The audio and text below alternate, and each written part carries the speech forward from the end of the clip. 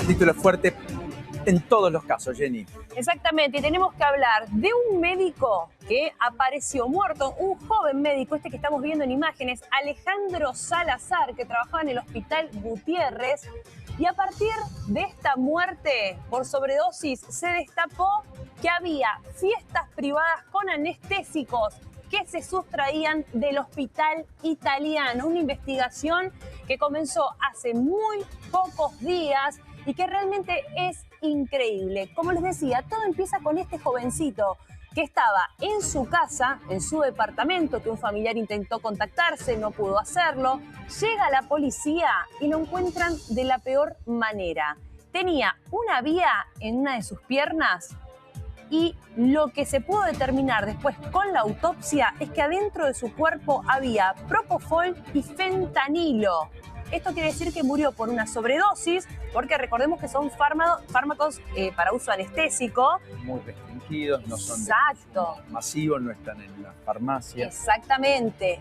Empezaron a investigar todo lo que es la trazabilidad de estos medicamentos. ¿Por qué? Porque dentro del departamento también estaban, obviamente, todo lo que tiene que ver con, ¿cómo se llama esto? Descartables para poder inyectarlos, y al mismo tiempo los frasquitos.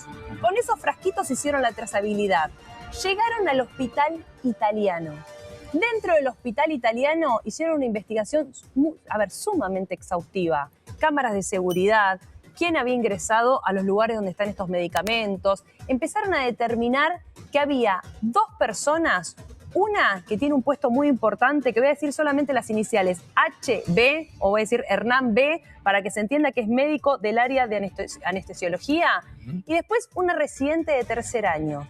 ¿Qué hacían estos médicos? Se robaban ese tipo de medicamentos. Repito, fentanilo y proponol. Con lo cual, digamos, ahí falló, Propofol, perdón. Falló la estructura de estoqueo. Aquel que debe velar y controlar por hacer el control de los stocks, de que no falte absolutamente nada, con algo que es muy delicado, que tiene una trazabilidad alta y que tiene que ser muy custodiado y cuidado. Bueno, ¿y qué pasa después, Paulino? ¿Esto sabes para qué lo usaban? Para ir a distintas fiestas que organizaban, y según lo que me decían, estas fiestas se organizaban a través de un WhatsApp que se llamaba Propofest, e iban distintos médicos de varios hospitales. En estas fiestas te ofrecían lo que se llaman viajes controlados. En esos supuestos... Los viajes controlados eran un viaje de droga. Exacto, ahora te lo explico. Hacia una dimensión... Con profesionales. Con profesionales que se supone que de última te asistían o atendían. Perdón por la sorna. Pero es la realidad. Un tema extraordinariamente grave. ¿Quieres escuchar alguna de las audios de lo que finalmente eran las convocatorias por WhatsApp que estás contando? Por si no lo crees. Mirá, es insólito. Escuchá. Propofest se llamaban. Entonces, vos ibas a esas fiestas en donde se ofrecían, repito, viajes controlados, eran fiestas sexuales también, ahora vamos a escuchar un audio. Y a partir de ahí, lo que encontraron, por ejemplo, son las bombas que se utilizan para poder, obviamente, inyectar eso en la piel, y distintas sustancias como las que les estoy contando. Es algo sumamente grave porque esto llevó a la muerte de una persona. Y si quieren, escuchen uno de los audios para ver realmente lo que sucedía en esos lugares. El otro día, el jueves pasado, una de las residentes, que es con la que yo estoy, que es Agustina Escasuso, llega y dice: no saben el lore que tengo, pero es súper grave sobre mis amigas. Dice que tiene sus 2 amigas, Fini y Tati. Fini es anestesista R3 del italiano. Tati es R3 de anestesia del Rivadavia. Arranca la charla diciendo: bueno, vieron que Fini y Tati, desde que estamos en la facultad, porque son sus amigas de la facultad del Austral, se consumen tusi en sus día a día. Se ve que al principio eran fiestas electrónicas, que esto lo mencionó hoy, pero después era tipo, estaban quizá en un asado y ellas consumiendo tusi. Se ve que se entera que Fini está consumiendo propofol y fentanilo del italiano. A Tati, con el propofol que le da Fini, se lo comparte a un compañero de anestesia. El chabón se hace una infusión continua de fentanilo y propofol y se muere. Tremendo. Es insólito. Repito, hay un chat en donde se invita a médicos, entre ellos y en su mayoría, que son anestesistas, a lo que se llama PropoFes, donde te ofrecen viajes controlados, digo entre comillas para que se entienda, y vos bien lo explicabas, Paulino, que estamos hablando de dos sustancias sumamente difíciles en cuanto al uso, a la administración que tienen que tener las mismas, y además de esa situación eran fiestas sexuales. O sea, estamos hablando de un combo que al menos llevó a una muerte. ¿Por qué digo al menos? Porque es la que se descubrió y la que conocemos, que fue por sobredosis, y gracias a la trazabilidad se llegó a que justamente salían del hospital italiano. Pero si te parece, escuchamos otro audio en donde cuentan cómo encontraron a este joven. Tipo, lo encuentran con una infusión continua de fentanilo y propofol en el cuarto, fallecido. Al amigo de Tati del Rivadavia, que todos los materiales, los insumos, eran tipo del italiano, porque encima con la bomba de infusión, que esto no tienen que saber qué es, pero es lo que utilizan para infundirse los anestésicos, era del italiano, tipo la bomba. Sí, además el material está catalogado. Sí, el material está catalogado todos. ¿Qué pasa? Las noticias no salen en ningún lado, No. porque la sociedad de anestesio lo está tapando todo. Tipo, están cubriendo la noticia. O sea, falleció un residente del Rivadavia y nadie se enteró de nada. Tipo, no hay una noticia que diga, tipo, falleció tal persona. ¿Quién es la persona que habla? ¿De dónde está extraído este?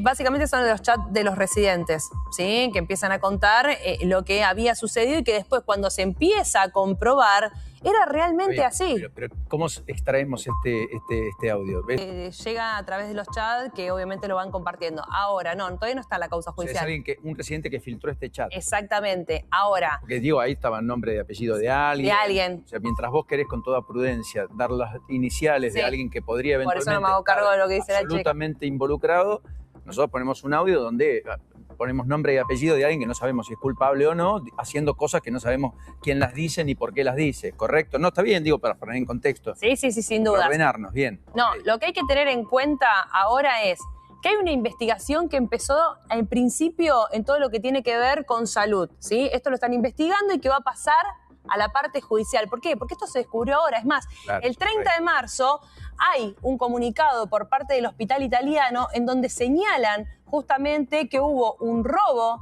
de este tipo de medicamentos, no solamente de propofol y de fentanilo, sino también de ketamina, ¿sí?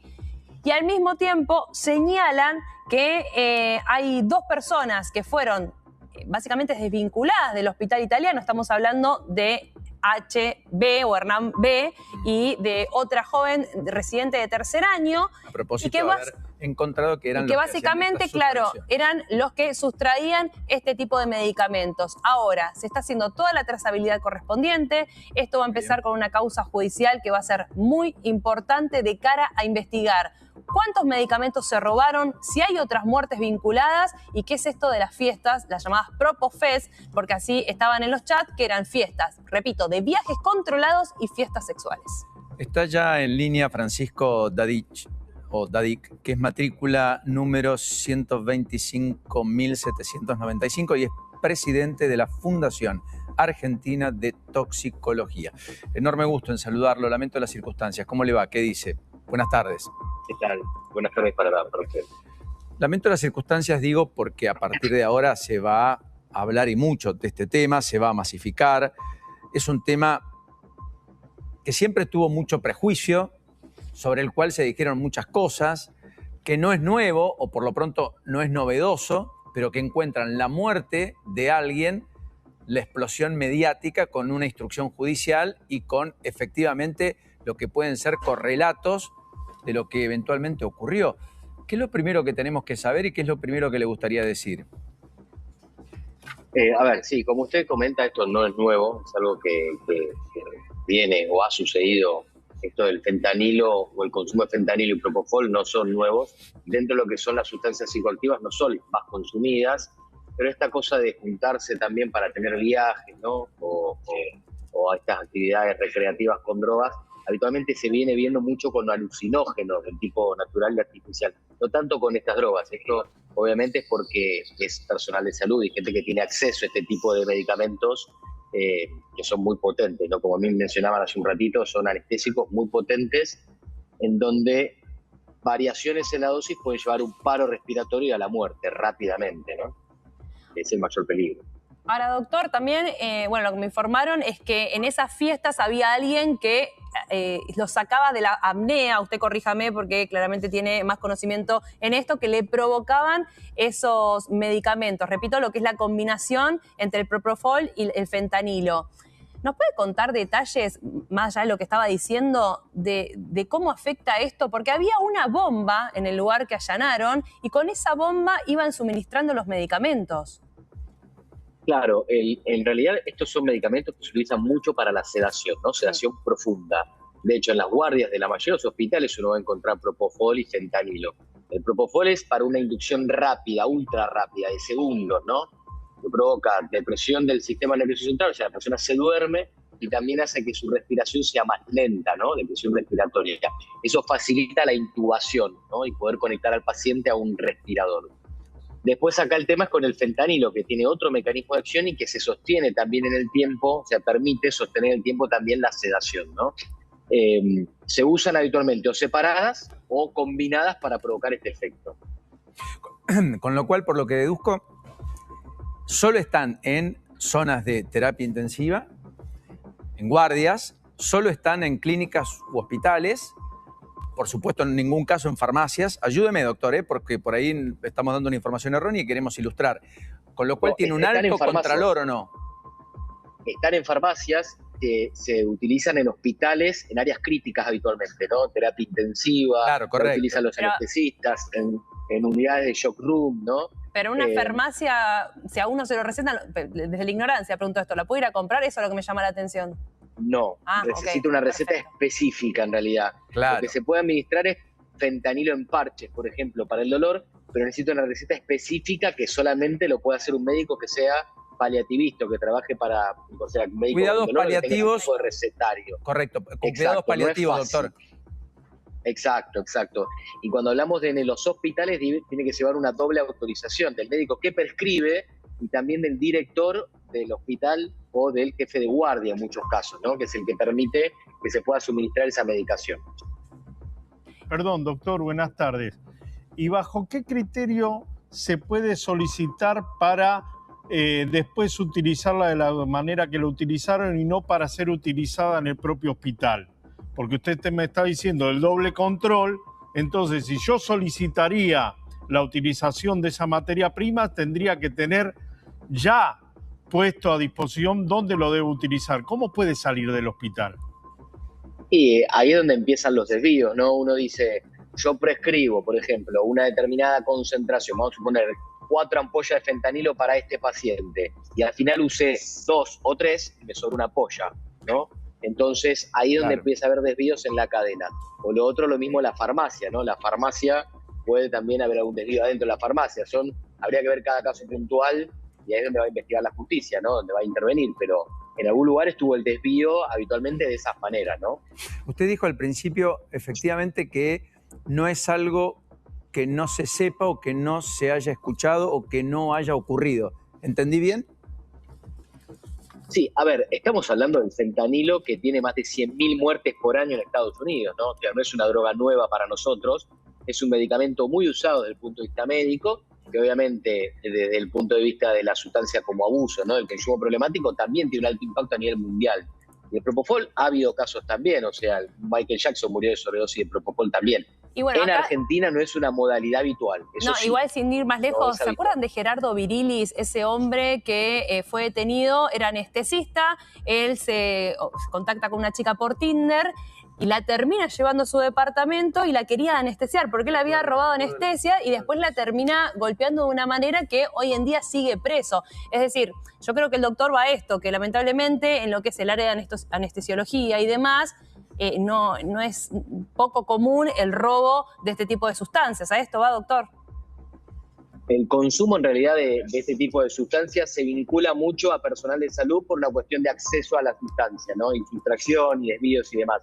Nosotros no tenemos fabricaciones clandestinas como pasan en Estados Unidos, en otros países, claro, ¿no? Habitualmente está vinculado con eso.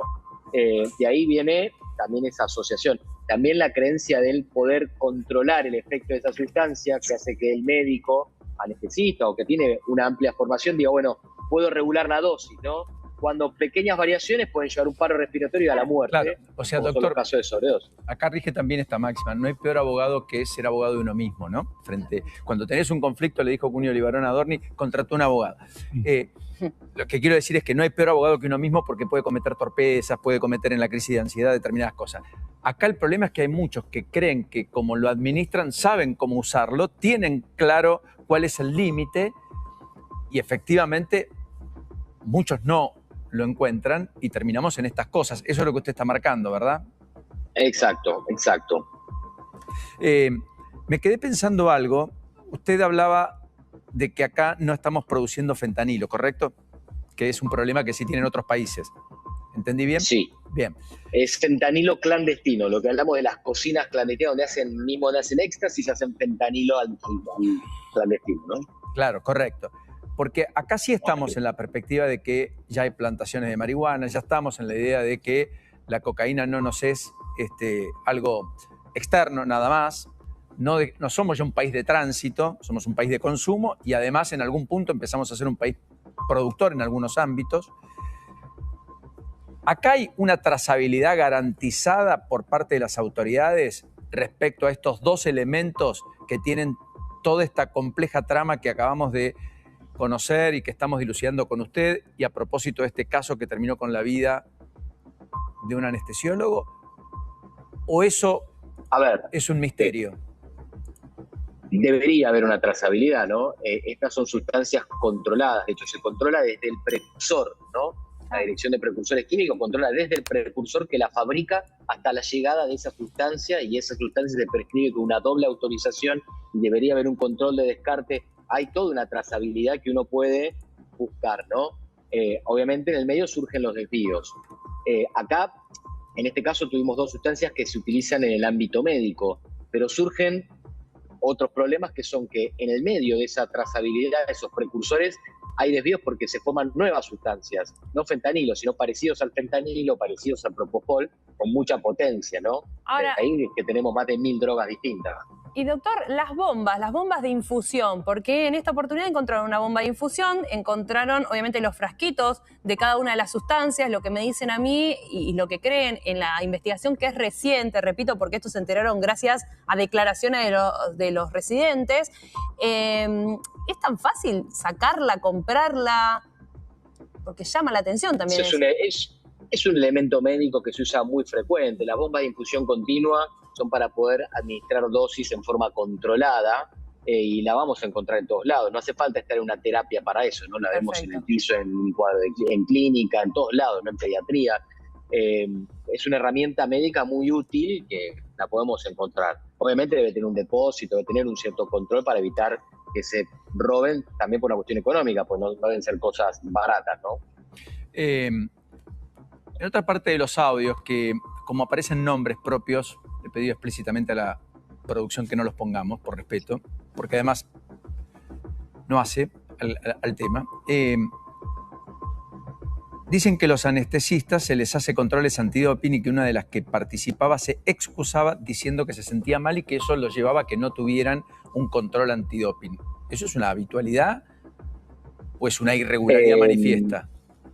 No es habitual que se controle o se haga dopaje a los médicos, que se haga un control antidoping. En realidad no es un doping, sino es un testeo de sustancias psicoactivas, ¿no? De drogas, supongo. Es un testeo aleatorio de vez en cuando a determinadas personas.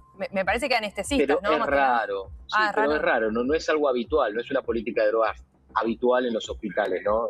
Que se testeen médicos, anestesistas, kinesiólogos, enfermeros. Hay una provincia, no quiero equivocarme, creo que es Mendoza o Salta, que está proponiendo, y creo que ya tiene media sanción, la rinoscopía para todo el personal médico, a propósito de administrar justamente sustancias por un caso que también se había extendido mucho. Creo que es Mendoza, si no me equivoco. Eso sería una cuestión a promover, entiende usted, de cara al futuro, porque estamos hablando de personas que tienen contacto con lo que la mayoría de los mortales no tenemos contacto, que son productos, como usted bien marca, que pueden llevar a la muerte, que son muy específicos y que son utilizadas en situaciones extremas, donde naturalmente el paciente no elige qué administrarle. En Salta es, en Salta, Exactamente, muy en bien, Salta. la legislación es en Salta. ¿Es algo que podemos tomar como un eje de discusión futura o no? ¿O es muy exagerado? Sí.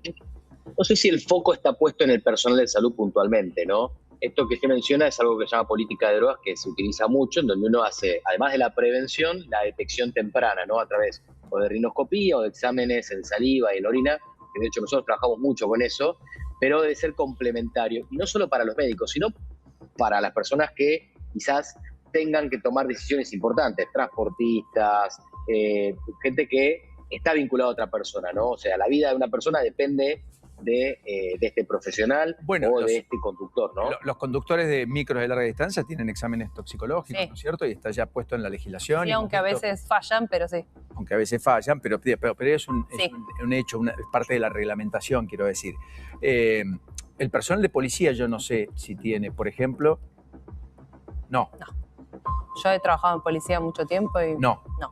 Yo creo que es un elemento a contemplar, porque muchas veces se habla de la suspicacia de los secuestros de droga y qué sé yo, dicen 10 kilos, no sé Lo si fueron comen las 10, 11, ratas. 14, o se lo comen las ratas como habitualmente ha ocurrido. Tristemente, esto no habla de todos los policías, habla de un sector que pueda tener algún grado de vinculación. Estamos hablando de qué cosas podemos hacer para prevenir finalmente, hasta la vida del propio joven que terminó perdiéndola en este contexto, ¿no es cierto, Francisco? Así es, sí. A ver, son herramientas que sirven desde la prevención, ¿no? Sí, claro. Las políticas de droga, de hecho, están teniendo alto impacto en todo el mundo, no solamente en los organismos públicos, sino también a nivel empresarial, o sea, para las empresas y demás, ¿no? Nosotros lo que buscamos es detectar tempranamente cuando hay un consumo problemático y obviamente reforzar esto con campañas de prevención, de concientización y demás, ¿no? Habría que valorarlo, la verdad que como iniciativa es algo que nosotros venimos empujando mucho y que requiere algún tipo de análisis, al menos desde los decisores, ¿no? Para llevar adelante. Ahora, doctor, yo me quedo con algo que todavía me sigue llamando la atención. ¿Cuánto tiempo o con qué frecuencia una institución de salud, obviamente, hace controles en este tipo de lugares? ¿Por qué? Porque me dicen que las fiestas no son de ahora, son desde hace muchísimo tiempo. Entonces, estos médicos vienen robando este tipo de sustancias, que repito, propofol, fentanilo, me dijeron que ketamina también, del hospital italiano. Y recién ahora sale este comunicado y hace poco tiempo los echaron. Entonces, es algo realmente insólito. Nadie controla este tipo de sustancias que son tan importantes y te pueden afectar tanto en la salud y el robo de las mismas. Deberían de controlarse, eso es frecuente, no es algo que no suceda, ¿no? Deberían controlarse. Ahora va después determinar la justicia o la investigación en dónde estuvo el desvío, qué fue lo que pasó, ¿no? Pero la realidad es que sí, todas estas cosas son responsabilidad del equipo médico y la institución que tiene bajo su resguardo todo este tipo de sustancias psicoactivas, ¿no? Esa es la realidad. Así que debería de controlarse y cuidarse. Francisco ha sido enormemente generoso para con nosotros. Termine usted muy bien la tarde y muy amable. Hasta la próxima. Por favor, gracias a ustedes por la comunicación. Hasta luego. Urgente a esta hora de la tarde.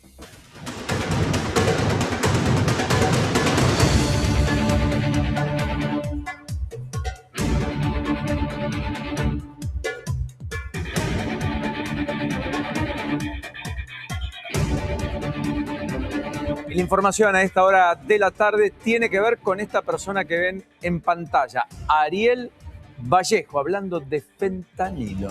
Es así, Paulino, citaron a indagatoria al dueño de Sur Finanzas por lavado de dinero y asociación ilícita. Ariel Vallejo, el dueño de Sur Finanza, la financiera ligada, o por lo menos desde la justicia investigada, con los vínculos por el Chiquitapia. Ariel Vallejo fue citado a indagatoria el 5 de mayo.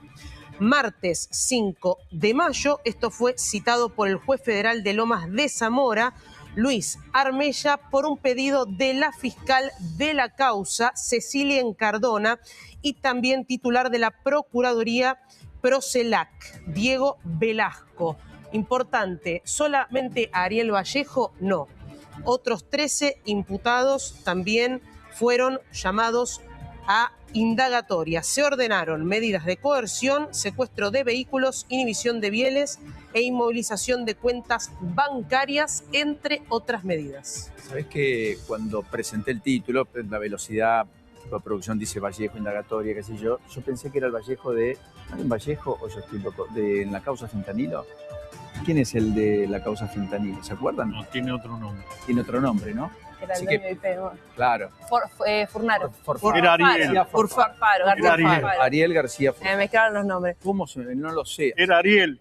Claro, correcto. Vallejo Como veníamos o hablando de Furfaro. fentanilo, les pido disculpas. La verdad no tiene nada que ver con Recordemos Ariel. Yo no Finanzas. había entendido que era por eso. Yo Pero dije, claro, hablando de fentanilo, obviamente. hablamos de otra. Bueno, hay tantos nombres a esta altura y tantas causas que uno se Todo el mundo cree confunde. que uno sabe las cosas, todas las tiene con detalle. No, no ocurre. Habitualmente, máxime cuando hablamos de temas que... Recordemos que es el dueño de Surfinanzas. La financista que está ligada al Exactamente. Chiquitapia, pensemos también que esto es una causa por fuera del gobierno, digo, esto es aparte, tiene que ver con un tema de financiamiento. Recordemos los allanamientos que inició la justicia durante todo el año pasado y ahora es la indagatoria, pero no solamente a él, sino a los 13 imputados Y la adicionales. madre es una de ellas, que La es madre es una sumamente de ellas. importante en esta causa también, ¿no? Claro, porque la madre aparentemente tenía definitivamente muchas cosas a su nombre, ¿no? Claro, era básicamente la dueña de un montón de cosas que, claro está, no las manejaba ella, sino Las su hija. manejaba el propio ¿Es Ariel. jubilada?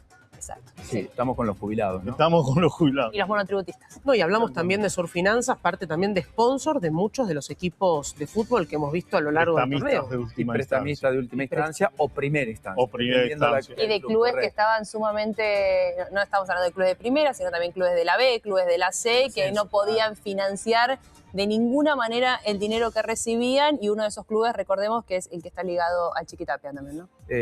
Barraca Central, Exactamente.